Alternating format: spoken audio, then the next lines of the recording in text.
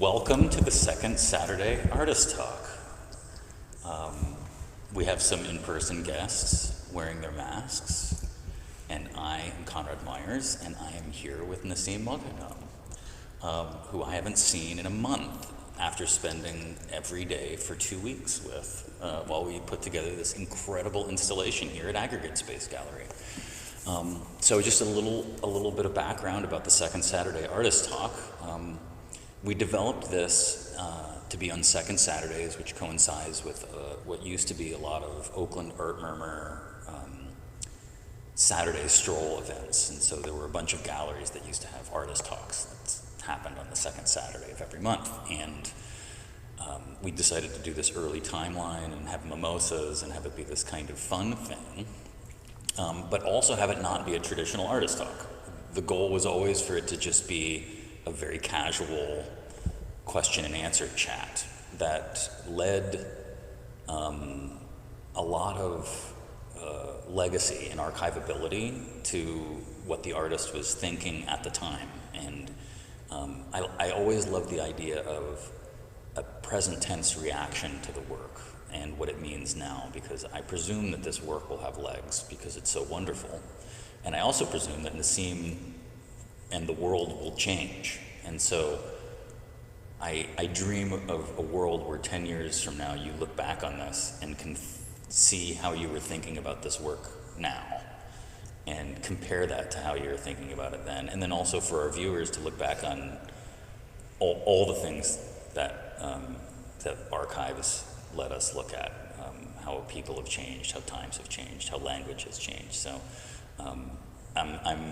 I'm happy to talk about the fact that we're at the tail end, hopefully, of a pandemic, and that this work was made in this really incredible period for Aggregate Space, where we were regrowing. This was originally going to be the very first show that we had in Aggregate that was supposed to open in April of 2020, and it was delayed 16 to 18 months like everything else in the world.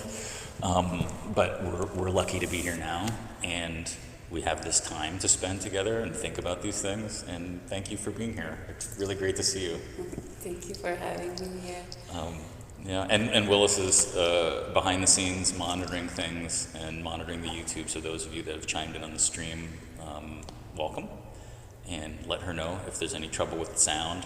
We're still solving the sound issues of our Aggregate's new cavern, which is a bit echoey, and so that makes a lot of sound recording a little difficult. But anyway, I love to just kind of start these things in really simple ways, and I think for me, I know that a lot of your work has come out of your personal journey, and I was hoping to hear more about it. We didn't get a chance to talk about how you grew up and how you ended up becoming an artist, and so I'd love to hear some anecdotes about some of that, like what your family was like when you grew up, and did they support your art, and Sure. how did that happen?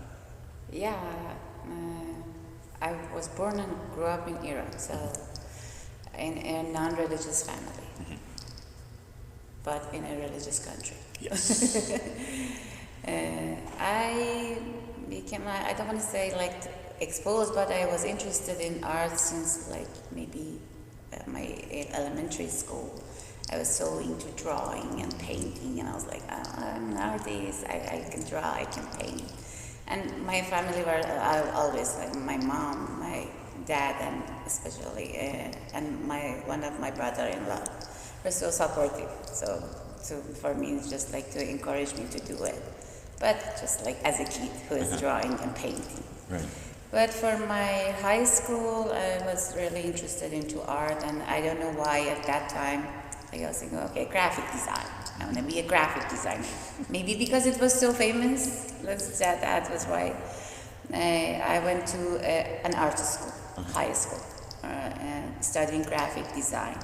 And let me talk about my photography experience, which is my dad was a photographer and he had a photography shop. So camera always was something, I always had it since my childhood. He always had it. And like pen for someone who draws, we had camera always around. So I was taking picture, and during my high school and also for my grad school, bachelor degree, I went to study like graphic design, which I don't know why again. But I mean, I think it's practical, right? Like there's that urge to take this instinct and turn it into something like practical. yeah, right? yeah. But when I'm thinking about it, it's like I was so like serious about that. I want to study graphic design, and with no reason. So it's just like I think because it was like you know that you're gonna have good income out of it, you can just make some artwork. But it never like felt that I am doing it as an artist. It just like it was my job. I worked in different like companies. I worked as a freelance graphic designer. I got my bachelor degree, so I was still working as a freelance graphic designer, and then partake in some galleries showing some of my work, like drawings, which that was just drawing, paintings that I was doing maybe 2 or 3 times. But like continue my life as a graphic designer, and I'm married with my husband who is a filmmaker. So the other part added to my life as a second shooter for his film, documentary filmmaker. I'm usually follow him sometimes to be as a second videographer and to take pictures of his work, and that was added to my job. Till we moved to United States. We had our son. I've never thought about being an immigrant. Never. Because I was like, I love my country, whatever is going on over there, I love what's happening. I mean, I'm just gonna stay here and just enjoy my life outside of for travel. But when we had our son, and when he was at the age that he had to go to school, he was gonna go to school, we both decided that we don't want him to stay here. So we want to just go out of having studied somewhere else, experience the life somewhere else. So we decided to move to United States. So we were at the middle of the immigration to Canada, and we found that my husband is able to just get the visa. For his because he was award-winning documentary maker.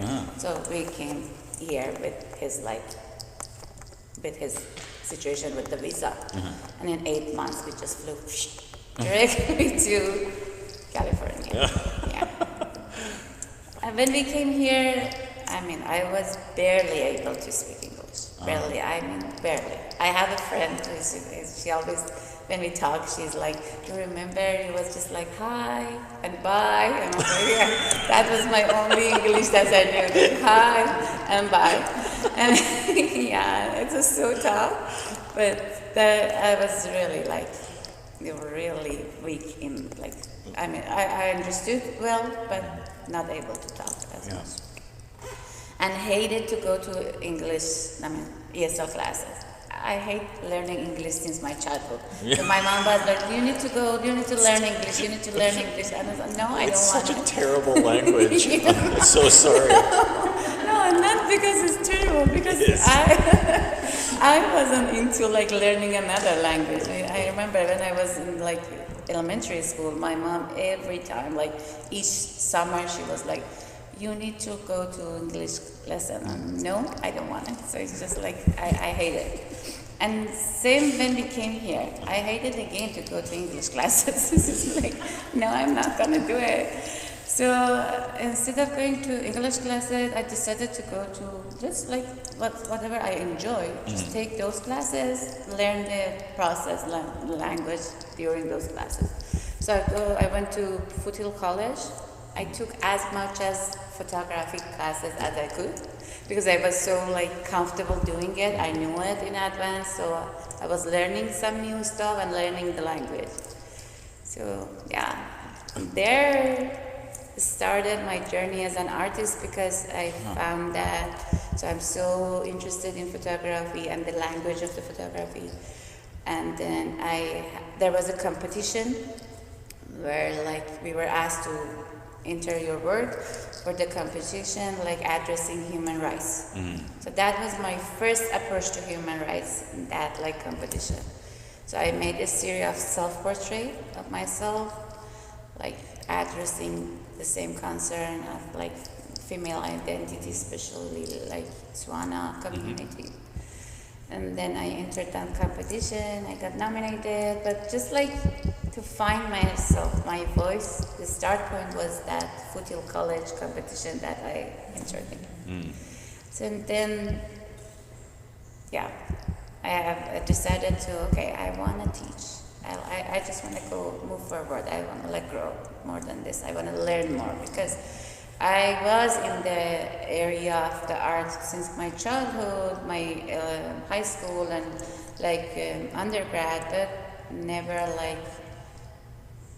thought about like living my life as an artist. But after that, it's like, okay, that's the only thing that I want to do. That I want to live my life as an artist, and I love to teach. So how can I make my next step? Right. So that was I made my decision to go for my master's degree. Yeah. So one of my instructors who is still like, I'm so always appreciate all of her help and support, Miss Kate Jordal. So she was like, you can go, I was like, what school can I go? And she was like, these are the schools, but I really recommend the SFAI. And I was like, okay, I'm just gonna go to the SFAI. And then I applied on marketing too. Right. So then, since then, I learned more about different ways of expression, of like what I want to do. But that's how it starts. Yeah, and that's how we met at your final thesis exhibition. Yeah. Seeing your work there, which I remember feeling like.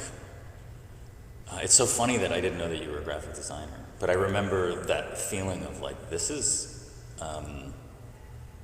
a very complicated minded work that's done like to a really aesthetic precision through photography. And that's something that I hesitate to say that you don't see a lot anymore, but it is like in these days of video and computer imagery, like people that are really fine-tuning the image that they're generating with a photograph is almost rare, and when you see something that's composed very thoughtfully, it's almost startling because we're so inundated with constant photography because of social media and television. Like it's just like, and then you see something and like, wow, that's been thought about and makes a lot of sense. And so I remember it was, I think it was like almost replicating the fingerprint in your hair. Right? It was that was the piece that I remember most. Can you talk a little bit about your thesis work and your work at SFAI? I mean, did you find it jarring to go from Foothill to a place like SFAI where they really challenge you to defend your ideas? I ask that because I went to my undergraduate was in sculpture, and it was very technical, but there wasn't a lot of critical studies. There wasn't a lot of theory. There was some, and SFAI, I loved the theory. I loved really thinking about why and just the density of how do you make sure that you're communicating what you're trying to communicate, or how do you accept communicating something you're not trying to communicate? Exactly. So SFAI made a huge change throughout my practice. I should say that because whatever I learned before. So undergrad, when you go to undergrad, you go somewhere to get a degree. That was my type. Okay, and I was a good student back then, so I was doing all I had to do in a high level. And I learned so much, but not I knew that this is the pathway that I'm gonna go. SFAI, the story changed totally. I mean, just like I knew that what pathway I'm gonna go, but I need to get resources, Right. which they provide. I mean, for me, when I was decided to go to like grad school, I was like, I was 40, maybe. I think 40, I believe, when I started. Yeah, 3 years ago, exactly 40.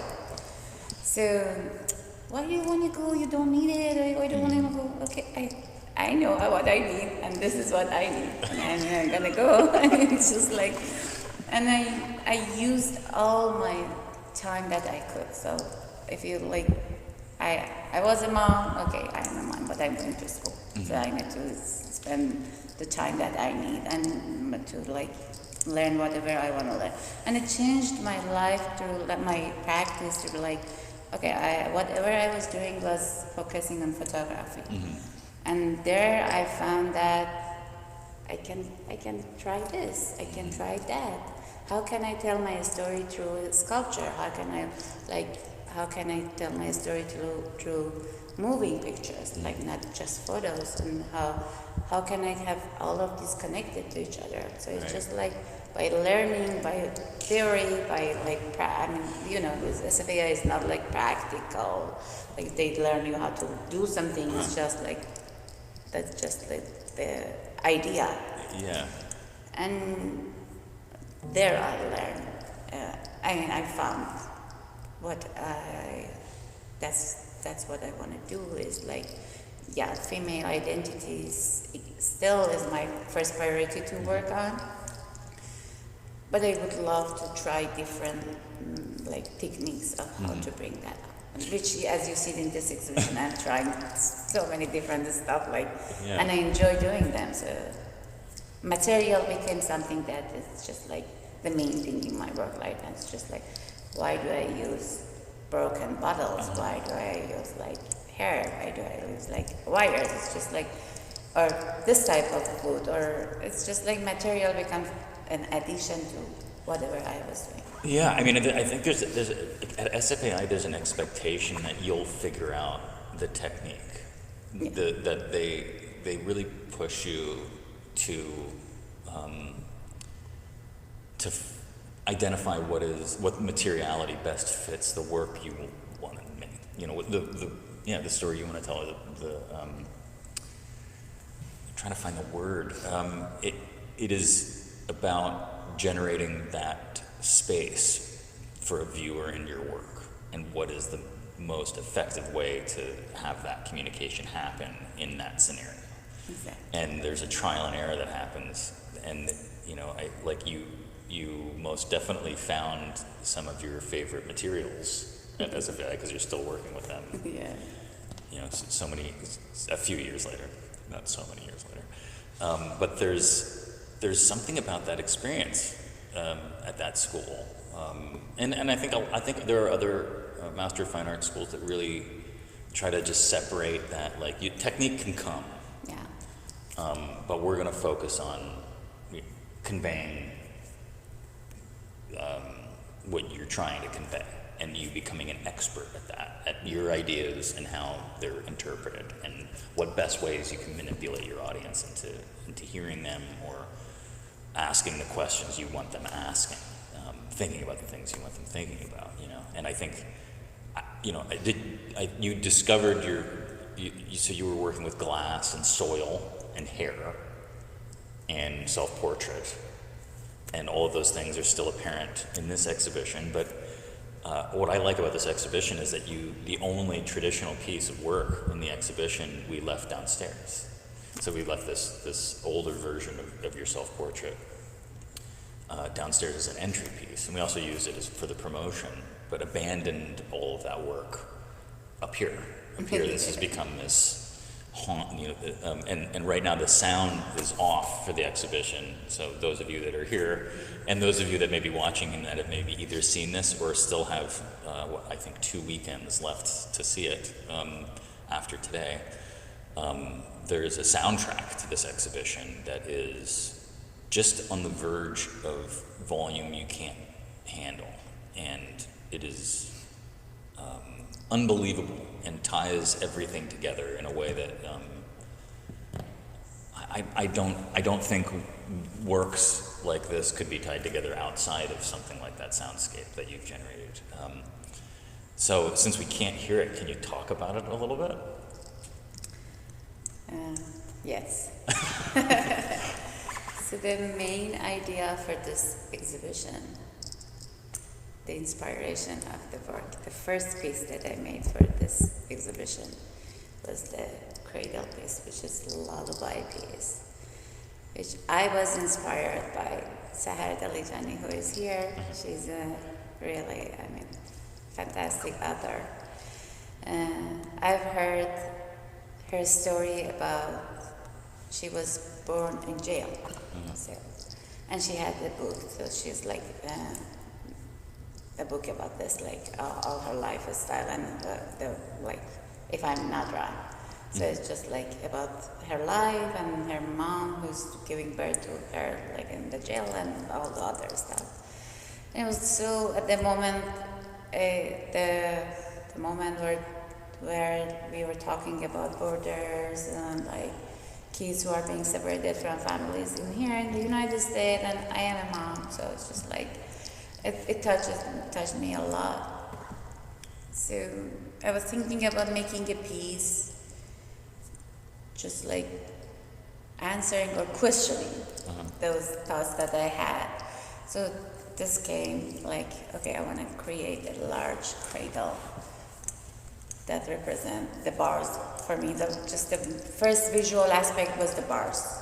Like, okay, these bars are gonna be the bars. Something to separate kids from their child, something like representing prison or whatever you can see. So, and the song, and when we decided, the two pieces, 3 pieces, I just made it here. Yeah. So, yeah. The video piece, 2 video pieces. 2 video pieces. Hair piece, I made them right here to just complete the whole series. So the song that we have is, okay, for me, those individuals over there who are in a group, like something to complete this work, and as well as the glass piece over there and the fabric piece over there. So I wanted to have, my main idea was to have this piece anywhere, like if it's by its own, as a piece to like accompany with like the sound, which I knew that the sound will be a sound of lullaby, which is not lullaby. So I wanted to be lullaby, but I didn't want it to be lullaby. So I didn't want to have the like direct point. It's like if someone listened to it, it's just like, oh, that is that lullaby, or that's the new lullaby. So, and I'm so interested to lullabies. I mean, I usually listen to them by myself, folkloric lullabies. Ah, okay. So the piece that I made, when I was making the sound piece, it was like, okay, I knew that I'm gonna use I'm gonna mix some like different folkloric lullabies from like my own country or other countries, like whatever it sounds like right to me.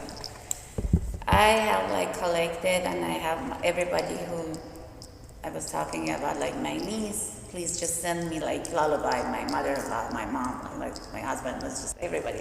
Please send me any lullaby that you hear that you like it. And I was collecting some more. Then I think it's usually, sometimes when I work, I just do it right away, but sometimes when I make work, I think about it for 3 months, and I just make it like at the moment. If we have something like joking, my husband used to joke with me, it's just like, okay, you need to make some 10 different like prototype of it, and then you just go for the last one. For this one, it was like, are you gonna make some prototype? No, I'm just gonna go there and make it, because I've done those prototypes in my mind for like 1 month or 2 months. That makes sense. He's a documentary filmmaker. Yes. He has to collect all the information and then constantly be churning it and turning it into something else, where you're just doing the churning before you collect. Exactly. And it was for all of the work that I'm doing, like the glass piece, like usually I don't make any prototype. It's just like I go directly from thinking to doing the work. And for the sound piece, because he's a lot like faster than me to like editing this, like all this stuff. I was like, can you please help me to just put this all together? And he was like, we sat there, we think about it, what I want and what we want to go for, and just mixing all those sounds, which I was so, I mean. And how many lullabies is it that are overlapped? Do you recall? 12. 12. In that one. And they're all. They're overlapped. They're like reverse. They're like I changed the sound levels and just like maybe repeat some sounds, like just change the whole thing. It is unlike anything I've ever heard. I find it is, you've discovered something that is really incredible. Oh, thank you. Thank you. But it gives you like a sensation of dread and weightlessness at the same time. Like it's both heavy and light. Yeah. It's very strange. Thank you. And the first time I heard it, I was like, oh, whatever we do is going to work. Like I remember having that feeling of like, okay, well, so the rest of this exhibition just falls into place because of what this is. You know, that is it's something that's so powerful that everything else is, ends up working.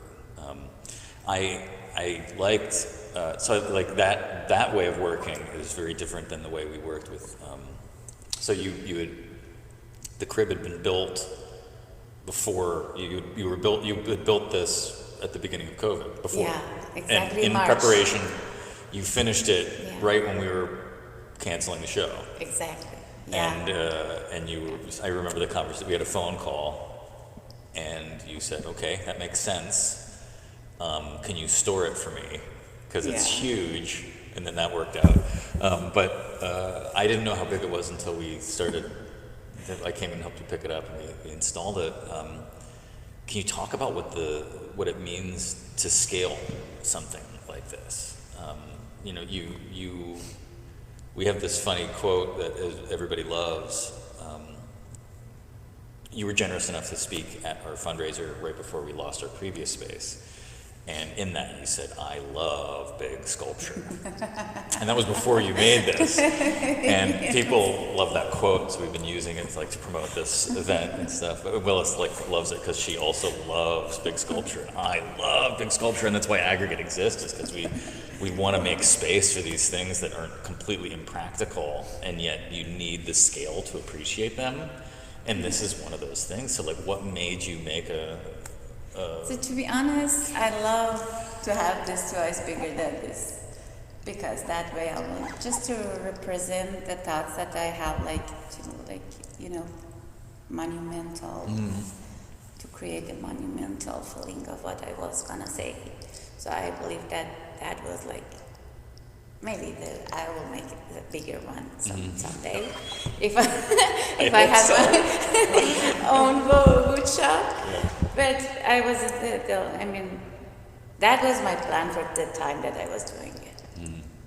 I love making big sculptures because not all the time. I have a piece which is this much as well. So it's not like I just want to make pieces big and big and big. But for some ideas, the scaling helps a lot to create this story. So it's just for me, for this piece, I still love it. I still like the sizing, but I believe if I could have done it bigger, so I could create another space. I like the word monument because I feel like a lot of what you do are odes or monuments or things that speak to a larger idea, but through some sort of sacrifice or presentation. Particularly a lot of your self-portrait work. I get that impression from this piece, most definitely, from the staple piece, self-portrait 1. Is that what it is? Yeah. You just said Self-portrait 1. And I kind of see a lot of this other work as speaking to that monument. So as filling out the edges of the same idea of well, maybe you should speak more about it. I sprout My Wound Yeah. quote that you've named this show based on, and that is a quote from a Freedom anthem. Yeah. Yeah, equality anthem. So, but before I go to that, I just want to just thank like Building 180 to help me to make this piece at the at the beginning of the pandemic. I was like, can I make this piece in your workshop? And they were so supportive. Mm-hmm. And I had this three who helped me make this. I really appreciate his help. He was like so supportive with that. We made that, and they hold this piece for me for such a long time. Right, and they make big. So what are they called again? Building 180. Building 180. Yes, I was our artist residence there right after my graduation at 2018 for a whole month and a half. So that's it. You saw the space. That's a really nice space to be and to live, and they are just like our second family here. Yeah. And they do big. They make a lot of fabricate large sculptures. Yes, a lot of stuff. I didn't make any pieces like wooden pieces there when I was there, but I knew that I can rely on their help, and they did. That's right. And they hold the piece for almost a year and a half over there. And where is gonna go after this? Let's see. Oh, great. And yeah, I sprout on my wound. It's so. I mean, we were thinking about the titling, and there were a lot of different titles that came to the idea, and this title was like suggested by Shagayek, who was the Programming and Communications Associate of Aggregate, and was our longest employee and friend, and moved to Los Angeles midway through the pandemic. But also, those of you that are watching this on YouTube, you should check out the Zaman Project YouTube, which includes interviews by tons of Swana artists in the Bay Area and a set of 3 panels that were recorded this past summer that Shagayek initiated and executed with Raul Sakala. I felt, that's so like I wasn't like at the beginning. I was just like, okay, that's something that I can think about, but that's very aligned.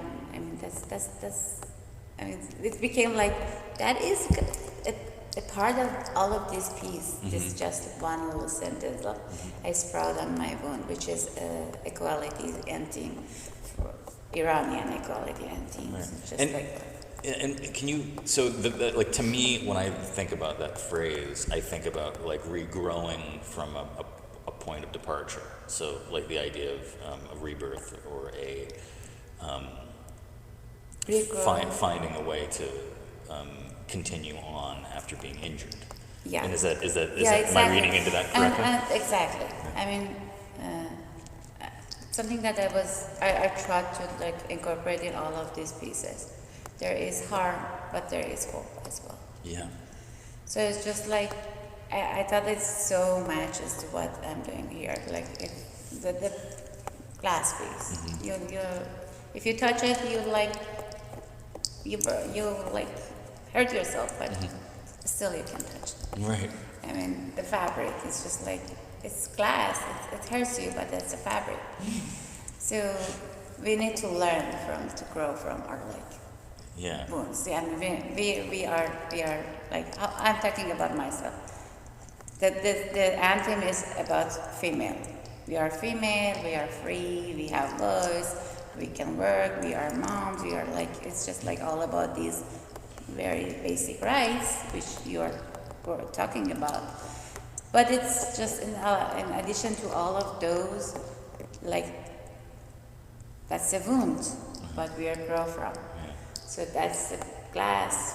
That's that balance between hardness and like softness. That I really think that I wanted to like incorporate to all of this work, which is there. It's dark, but there is a little bit of hope in that too. That song, the soundtrack is what that is. I think, let's see, what's our timing? Oh, we're doing great. I guess I'm interested. So when we do these shows and it takes a while to get there, like this one did. You know, we've been talking about this for, I guess, the better part of 2.5 years, 3 years. Yes. And it had been through different iterations, the possibility of it being at the previous space, our commitment to you to definitely have it in whatever our new space was, which may or may not have ever happened, but it did, and we're here. There's evolutions, obviously, in the work over that period of time. You know,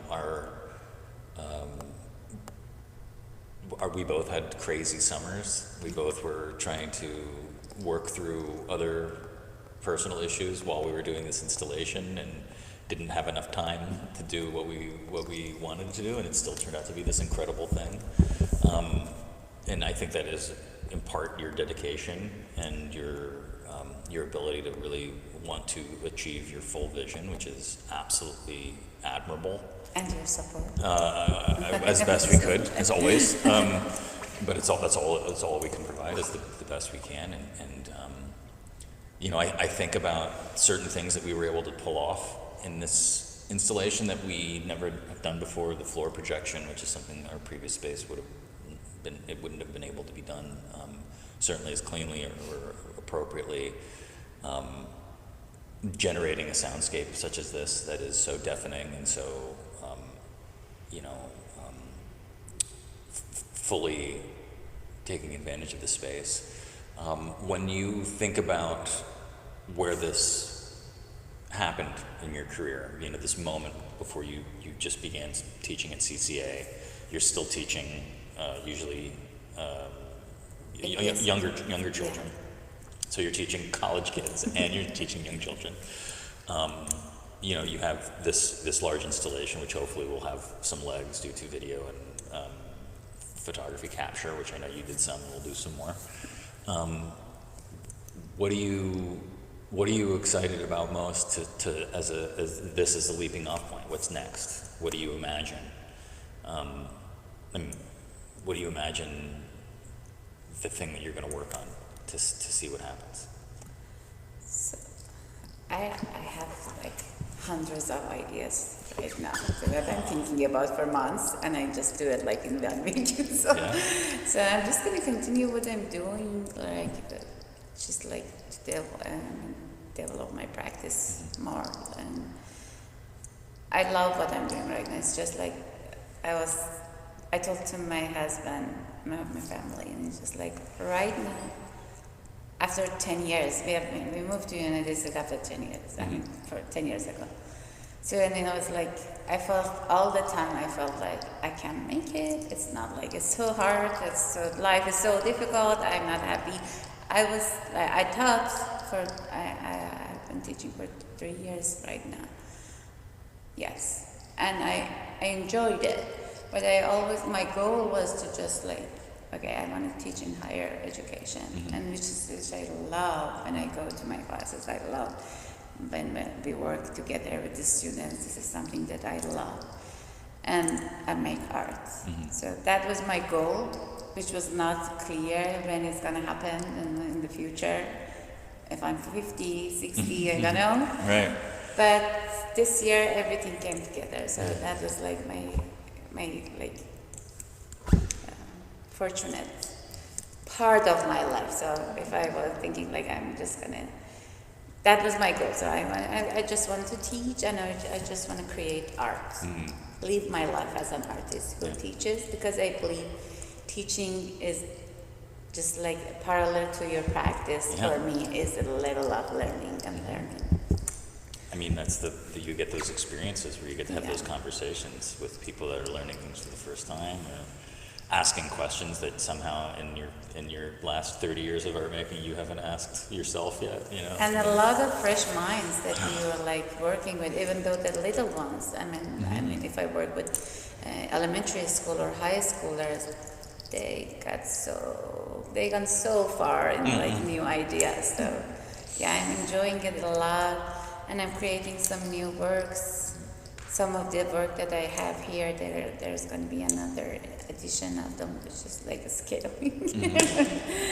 So, Yeah, and just like continue my life as an artist. So I'm That's so super amazing. excited about that. But yeah, I think that I say like I have some goals after this, but these are not like that doesn't change my main goal, which is living my life as an artist and like a teacher. I love that you started with that you, like when you were just describing, your decision after you moved to the States, that was what you wanted to try to do, and you've done it. I mean, Yeah. that's a kind of an incredible thing. I hope that you get to look back on this at some point and be like, oh, that's great that I felt that way then. Yeah. Maybe And we'll it look wasn't at easy. Let me tell you, Yeah. if my husband listened to this right now, he's like, "How many times did I tell you to go apply for teaching?" And I was like, "No, this is not the time." Yeah. I wasn't ready for Yeah. that at that time, and it was like, you are a teacher, you need to teach." And I was like, "No, I'm not ready for that." It's just, but I felt ready. Like when I do stuff when I feel like ready for it. It's just, Do you have any shows coming up other than this? not unusual, no. Not yet? No, not yet. No. That won't take long. Yeah, I had like works in Museum of Craft and Design, which ended yesterday. And Zamin project, yeah, we are working with like 10 other Iranian artists in other projects, which it's not like I will talk about it later, but I don't know where is the exact showcase and stuff like that in the future, next year, hopefully next year. But we're working on that. That's awesome. But nothing like very like, I know that this time I have this gallery and this show. Right. Well, you'll be there in no time. I guess I'd love to open it up to questions if either of you guys have a question or something you want to hear more about.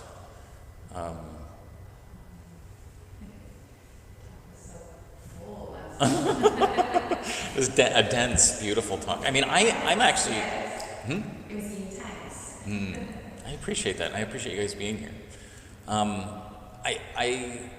I don't want to end this quite yet. I don't know why. I feel like that was a perfect bookend, and whatever we do now can just be a nice addendum to it.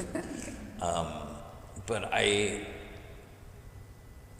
can I ask you about like why glass? Like I want to get into some of the materiality stuff because I love these. I love the palette.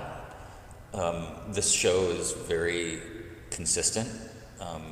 You're dealing with these kind of earth colors, which you do both with hair and with actual earth when you choose to use that as a material. But then you're also dealing with broken glass in a way that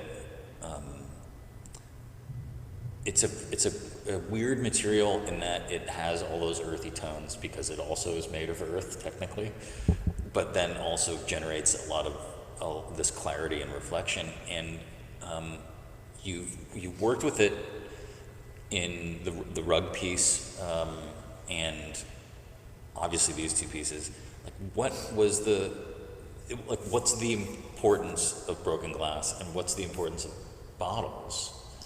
beer bottles?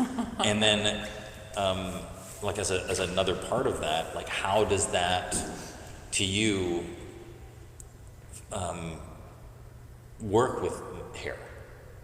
And I like these like, and you can not answer if you feel like you don't want to give me an answer to these things, but they work so well together, and it feels like one of those things that sculptors discover in their career and then hold on to for a very long time because they work so well together, but then it just becomes them. And I feel like it weirdly, if you stick to these two materials, I feel like it's going to become people are going to recognize your work based on the fact that it has glass or hair in it, because there's such a weird combination that you've so expertly combined into giving you that feeling of delicacy and fear, Let me talk about when did I use glass okay. first and why. Okay. So during my residency at building 180, I made a huge like carpet out of like dirt. That was really big. It's a 20 feet by 24, like 12 by 24 feet, like soil, I mean dirt, soil carpet made out of like, and my hair, mostly my hair. And then I wanted to try to bring some of the element of Persian carpet in there as well. So I added some element of design with it. And I was thinking, so what material can I can add to this, which is pretty, but is harm, and it's just like dangerous, and I was thinking about different materials because I couldn't use like beautiful, like colorful stones or like something that is like, I wanted to be something pretty, but like broken. Right. And why did I think about the bottles? Because bottles are colorful. Why did I think about the bottles of beers and wines? Because you always want to say something about something that you prohibited. So when we in my country and in so many other like countries, like drinking beers, drinking alcohol is prohibited. So I was thinking of, okay, I want to make this like, add this element to it with something that is not only pretty, but dangerous and prohibited. So that was the main idea. So I broke about 500 like bottles of like I went to dumping like glass dumps in Auckland, I believe, and I broke like hundreds of those. And I collected mine, and like I asked everybody to just collect for me. And building 180, they collected all the drink that we had. They were collecting for us. So I like broke all of those for that piece. But I love working with it. So sometimes it's just not for the meaning that I most of the time it just needs to like everything needs to come together. But when you work with something. I remember I had Destry who helped me with making these. He was like, I want to really help you with breaking these, but that's your process. You know that your process. You want to do it, and it wasn't an easy process to do. So the breaking those and just like the sound, my hand was like hurting, and it's just like the process. Some part of my work is the process of making it. So for example, making the fabric piece over there, it's just like, for me the process makes a huge change in my personal thoughts about something. So when I'm making something which takes me longer or takes me like more like a stapling of those pictures, is like, for me, I have everything recorded as performance as well, but I've never used them, but it's just like performative aspect of it when I work with something. So that was just like, was one version of my carpet series, but I had all of those glasses, piles of glasses, and so it's like, I knew that I want to make something with them. Right. I knew that they're, and I still know that there's gonna be something else, more, yeah. But I am not sure what, yeah. Until I went to my residency at Coverly Artists Studio in Palo Alto, and I was like, okay, I have my studio there, I want to bring my stuff in, and I remember I went to get the key for my studio, and I was sitting there waiting for the guy to come to give me the key, and I was like, oh, I know what I'm gonna make. But that, like, I was thinking of it all the time, that I want to create a fabric, a dress, something that you can wear but harms you. That's just like that. I was thinking about it for such a long time, that I want to make something that when you wear it, it just hurts you. So, okay, I know what I want to make. So that idea became like, not because only I had these pieces of glasses and pipe in my storage, because that was something that, okay, that's something visually pleasant to look at, but it's really like not pleasant to wear. So you wear dress because you want to keep yourself warm, or like look nice, or like be like whatever protect you from something, or like just like to dress nicely. But when you dress as you have to wear something, you're forced to wear something, that doesn't give you the feeling of like joy, and like when you have to wear something. Right. So for me, this piece is just like questioning the idea of like, I mean, something wearable as clothing could be nice and pleasant, and could be something really like that you always think about it. You hate it and you don't want to do it and it bothers you, but you have to. Right. So that's what I think about that's such a beautiful sentiment.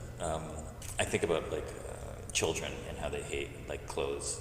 And they can't, there's that period of time when they literally like they'll just be like, my pants are funny, I gotta get these pants off. And how like we take that for granted as adults because we forget that it's a difficult thing to forget. Exactly. It's like olfactory fatigue. It's like when you get used to a smell and you don't smell it anymore.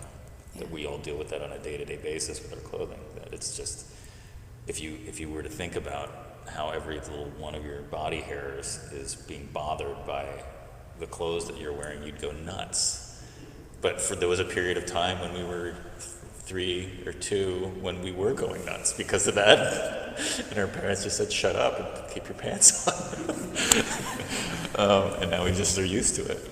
But it's like, anyway, that's the totally comedic version of what you're talking about. But I don't know. I hope you keep working with it, because I think you're going to find new ways. I mean, just watching you work with the floor projection and what was too much, what wasn't enough, what needed to be there, what didn't need to be there, was a really interesting process for me to participate in. I mean, to see you just work with your instincts and to know what you want and to know how it works, and to challenge yourself to continue to make it a little bit better, a little bit better, a little bit better. You know, that is a rare quality, and one that will continue to serve you. No doubt. It's been a real pleasure, all of this. Yes, a question. I'm going to give you, do you want to speak into this phone? Or try to? Or just keep it near you? Okay. It was just so amazing to see this. I had heard so much about this installation, and it was just really touching, and to hear you talk about it. But the funny part of this entire thing was that nothing disturbed me as much as that part of the hair, especially because it's round, so it doesn't look like a wig. I would have been fine if it was just a wig, but it's as if it's supposed to also cover your face. So I was just wondering if you could talk a little bit more about that piece and how it because I loved what you said about glass and about like something that hurts you, which would be, I was imagining, in Iran, how we have to cover, especially when it's hot, and it's just like the last thing you want to do. So I really identified with this idea of like something which isn't actually even beautiful, but at least this is beautiful, But if you could just talk a little bit more about the hair, and especially why it's round like that, and yeah, thank you. Thanks for asking. That's a good question. So, hair, I'm interested in working hair as to show like it's a sign of femininity and constant physical reminder of femininity, and it's just like as like to bring this agency of the female body. Usually, I used to work with my own hair, but these series are not wigs. They're all female hairs. I mean, regular, natural. Mm-hmm. So my mom, I thank her so much. She's each time that she comes here, I ask her to bring a lot of hers, Iranian female hair. I just wanted to bring like something from my country. So people, because I'm talking about those concerns that we are like dealing with. So she brings, each time she comes with a suitcase of hairs. I did not know that. Yeah. And I have a lot of those. Bags of Iranian hair. Yeah, Iranian female hair, which I don't know them, but I know that they're not giving up their hair because of disease or stuff like that. Sure. It's just like they cut them. Sure. So, and for me, I was working with them, I just sewing them for such a long time, and I had a lot of those too, just like this, like just line of sewing different hairs. But this piece, I just made it right here as a like combination with this piece. For me, each those circles are one individual person. So represent the one, like it could be an individual thought, it could be individual person, body. It's just like a group of individuals like who are like gathering over there. So for me, it could be like some of the moms who are like having this some like connection with this piece. It could be women who are like dealing with compulsory hijab, or like fighting for their like basic rights. Like it could be any woman, any person, any female. But yeah, that's the story behind that. And there are circles because like when I was making different shapes, as you said, circle, it was like okay. When I not a prototype. It's just Not a prototype. not a prototype. Nope. I was just like at the like this. What shape can represent the body for me, the person? And I tried different shape, and I was like so happy when I had the circle, and I was looking at it. Oh, that's Yeah, there was many different iterations that you were describing. You're like, I think I might do this. I think I might do this. Yeah, it might be I lit from remember within. that. It might be, and it was just it came together. A couple of days before the installation, before the opening. We were just. It is so truly haunting. Everything ups a level once the music comes on. But I hope those of you watching this get a chance to see the piece that we're talking about. But I think Nasim's description is pretty spot on. It does feel like a floating group. Yeah. I hope you expand on that in another installation. Yeah, I think it can be yeah. even stranger. Yeah, I will. But I think I'm gonna wrap it up, and we'll clear all this stuff and turn the sound back on so you guys can experience it. Thank you, Nasim, for this show and for this conversation, and I really appreciate it. I need to thank you guys. With your support, it wouldn't be possible. We would have without your support. Thank you so much. I know we both were so busy, but we made it. Yes, we made it. We made it for sure. Busiest third quarter of the year of my life for sure. And as always, thank you to Aggregate's board of directors, Trina Robinson, Emma Sugarbaker, Willis Myers, who back us all up all the time in keeping this running, and thanks to our wonderful landlords who are supporting Aggregate in a way that we've never had support so strong. So thank you for watching, and I'll see you next time on a Second Saturday Artist Talk. Thank you. Nice. Thanks.